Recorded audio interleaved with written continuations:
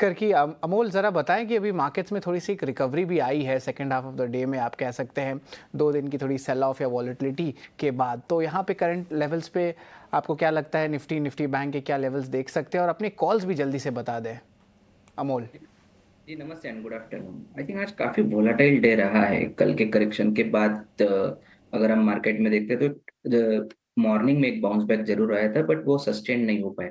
मुझे लगता है यही सेटअप थोड़े और दिन के लिए कंटिन्यू रहेगा, बट एक इमीडिएट सपोर्ट जो है निफ्टी के लिए वो 24,650 के आसपास रहेगा। अगर उसके ऊपर रहता है तो ये कहीं ना कहीं जो पुल बैक फॉर्मेशन है वो हम कंटिन्यू होते हुए देख देख सकते हैं। कॉल्स की अगर हम बात करेंगे तो मेरा पहला जो पिक है वो है पीएनबी हाउसिंग फाइनेंस का। पोजिशनल पॉइंट ऑफ व्यू से देख रहा हूँ 1050 के आसपास मैंने पिक किया था। टारगेट रहेंगे उसके 1100 और 1130, और स्टॉप लॉस रहेगा उसका 1030। एक तो ब्रॉडर टेक्सचर अगर हम चार्ट का देखते हैं तो काफी प्रॉमिसिंग है, higher high higher lows formation में है। करेक्शन को अपॉर्चुनिटी की तरह देखा जा सकता है। आई थिंक 1030 एक इंपॉर्टेंट सपोर्ट लेवल रहेगा। अगर ये लेवल के ऊपर स्टॉक सस्टेन होता है तो ये वापस से कहीं ना कहीं 1100 की तरफ बढ़ता हुआ हम देख सकते हैं। दूसरा मैं इन्फोसिस के साथ जाना चाहूंगा, ये भी पोजिशनल पॉइंट ऑफ व्यू से ही देख रहा हूँ। इन्फोसिस में आई थिंक 1565 के आसपास अभी चल रहा है। पोजिशनली टारगेट निकल के आ रहे हैं 1650 के, और स्टॉप लॉस रहेगा उसका 1530 का। एक बड़े रैली के बाद 2 या 4 दिन में स्टॉक काफी कंसोलिडेट हुआ है, बट अगर हम बड़ा सेटअप देखते हैं तो सेटअप अभी भी पॉजिटिव ही है। कंसोलिडेशन है और कंसोलिडेशन भी पॉजिटिव साइड पे दिख के आ रहा है। मुझे लगता है अगर यहाँ से रिवर्सल होता है तो इन्फोसिस और ओवरऑल आईटी स्टॉक्स में एक टेक्निकल बाउंस बैक देखने के चांसेस काफी ब्राइट है। एक standard disclosure PNB housing finance हमने आज हमारे प्लेटफॉर्म में भी रिकमेंड किया है। जी बिल्कुल, पीएनबी हाउसिंग फाइनेंस और इन्फोसिस दोनों की बाई रेटिंग है। अमोल जी के ये पिक्स हैं। लेकिन नीरव, मुझे टायर सेगमेंट पे जो है बात करनी है। यहाँ पे 2 या 3 अहम ट्रिगर्स आ रहे हैं, और ऑफ कोर्स इस अर्निंग सीजन्स तो वीक थे, लेकिन जो गाइडेंस है वो बहुत स्ट्रांग है। सबसे पहला है कि इनके जो रॉ मटेरियल प्राइसेस है उसमें गिरावट आया है। लेकिन याद रखिए, टायर कंपनीज की जो बेनिफिट आती है मार्जिन की, उसमें 2 क्वार्टर का लैग होता है, 2 या 3 क्वार्टर का। अब जो क्वार्टर का लैग है वो शायद बेनिफिट फर्स्ट क्वार्टर FY26 में देखने मिल सकते हैं। और ऑफकोर्स अप्रैल से जो है नए कॉन्ट्रैक्ट्स भी साइन होते हैं रॉ मटेरियल एक्विजिशन के। तो ये तो एक पॉजिटिव पॉइंट हुआ। ये जो है मैनेजमेंट कमेंट्री जो जेके टायर के नतीजे आए थे वहाँ से भी हमें देखने मिला।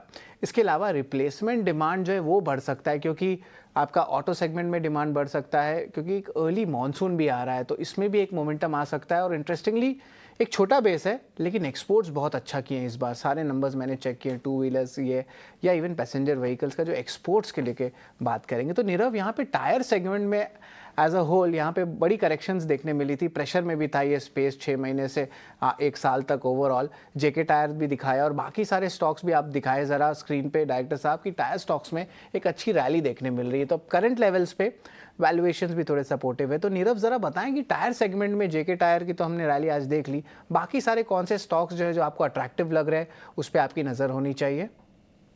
देखिए, तो जैसे आपने बताया कि ओवरऑल टायर स्पेस जो है वो we have seen a good amount of rally.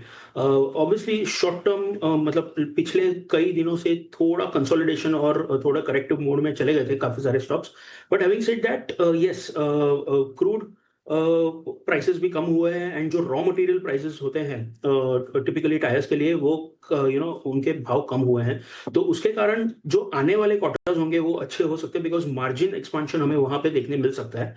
Having said that, we are not very much bullish on this particular space. जो ये ऑटो कंपोनेंट स्पेस है, we are not very much bullish from a very long term perspective, but yes, from a short to medium term perspective आप बोल सकते हो एक medium term 6 या 8 महीने का व्यू है। तो एक आध क्वार्टर शायद हमें एक और थोड़ा कंसोलिडेशन देखने मिले, उसके बाद शायद थोड़ा मार्जिन एक्सपांशन हमें देखने मिले। तो इस पर्टिकुलर स्पेस में हमें सीएट और अपोलो टायर्स अच्छे लग रहे हैं, वैल्यूएशन वाइज भी थोड़े अट्रैक्टिव हैं as compared to other stocks. MRF पे तो हमारा व्यू नेगेटिव है, वैल्यूएशंस काफी स्ट्रेच लग रहे हैं वहां पर। But Apollo Tyres and CEAT आप देख सकते हो, इन केस अगर कुछ मार्केट में करेक्शन आ रहा है, ओवरऑल ब्रॉडर मार्केट में करेक्शन आ रहा है और ये स्टॉक्स आपको 5-7% सस्ते मिल रहे हैं, तो that can be looked from a medium term perspective.